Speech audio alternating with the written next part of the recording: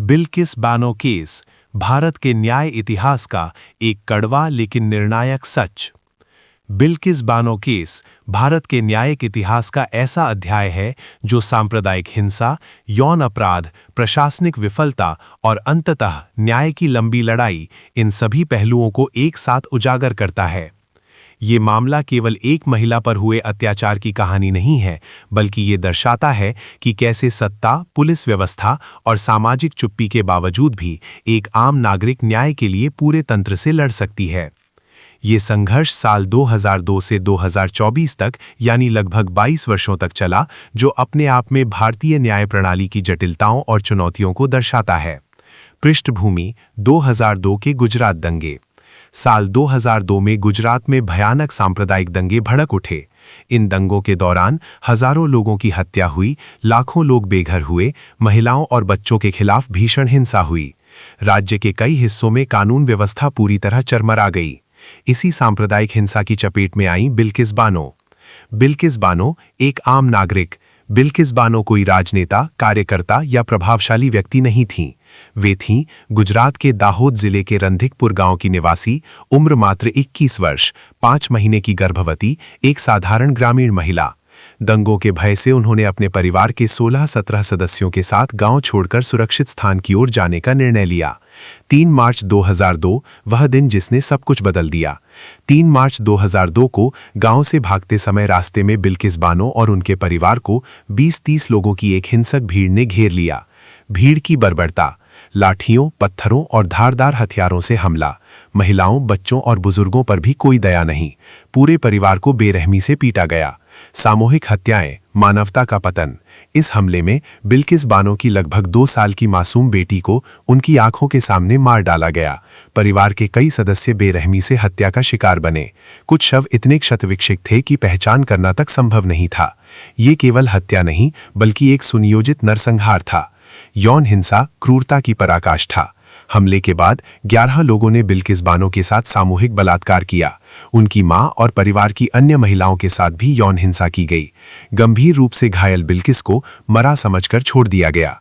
ये अपराध केवल शारीरिक नहीं था, ये मानसिक, सामाजिक और मानवीय गरिमा पर सीधा हमला था। जीवित बचना और संघर्ष की शुरुआत।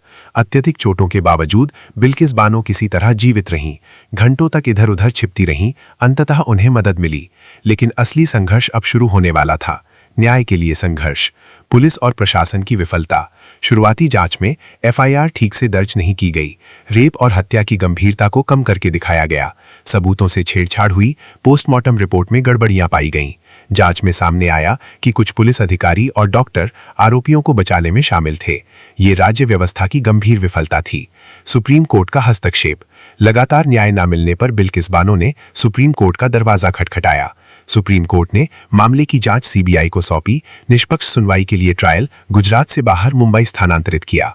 ये माना गया कि गुजरात में निष्पक्ष सुनवाई संभव नहीं थी। सीबीआई जांच और लंबा ट्रायल। सीबीआई की जांच में 19 लोगों को आरोपी बनाया गया, जिनमें 11 मुख्य हमलावर, कुछ पुलिस अधिकारी और डॉक्टर शामिल थे।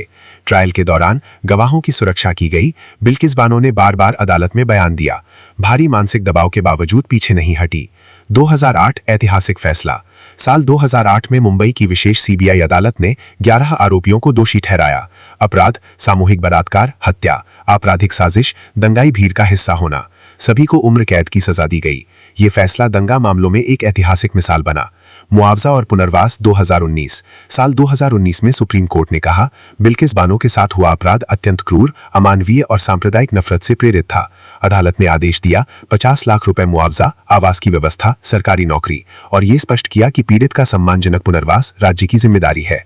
2022 सजा माफी और राष्ट्रीय आक्रोश। 15 अगस्त 2022 को गुजरात सरकार ने एक नीति के तहत 11 दोषियों की सजा माफ कर दी। उन्हें जेल से रिहा किया गया, सार्वजनिक रूप से सम्मानित किया गया। इस फैसले से पूरे देश में आक्रोश फैला।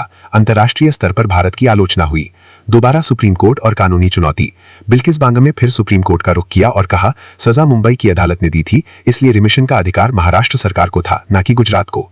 8 जनवरी 2024 न्याय की पुनः स्थापना। सुप्रीम कोर्ट ने गुजरात सरकार का रिमिशन आदेश गैर कानूनी और असंवैधानिक करार दिया। सभी 11 दोषियों को दोबारा जेल लौटने और पूरी सजा काटने का आदेश दिया। ये फैसला न्यायपालिका की विश्वसनीयता के लिए अत्यंत महत्वपूर्ण था।